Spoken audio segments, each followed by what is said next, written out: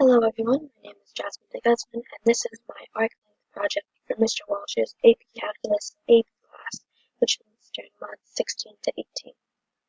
So for a little bit of background, whenever I go running or I take my dog out for a walk, I like using all of the side streets. This way I can make my path longer and both my dog and I are able to get more exercise. So today we'll be looking at one of the routes I often use, but rather than looking at this entire thing, we'll be focusing on this one small portion here, and which can be seen zoomed in this photo. So that section of the route is made up of Pine Drive and Emerald Drive.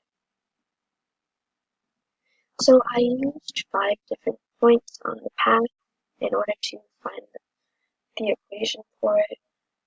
So this is the original image here, and then over here you can find what the points look like actually plotted out.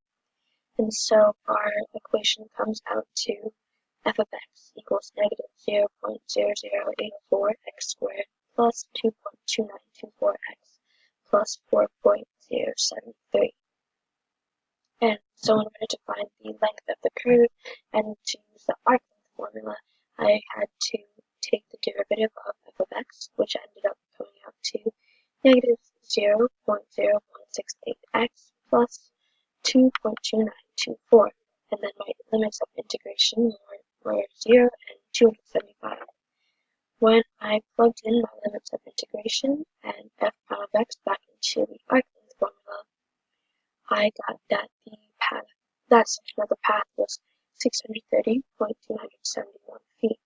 Meanwhile, Google Maps got it to be about 550 feet.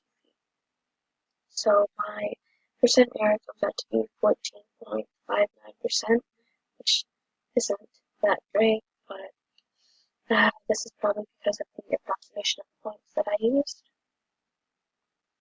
Well, thank you very much. Thank you for listening to my arc length project. I hope you enjoyed.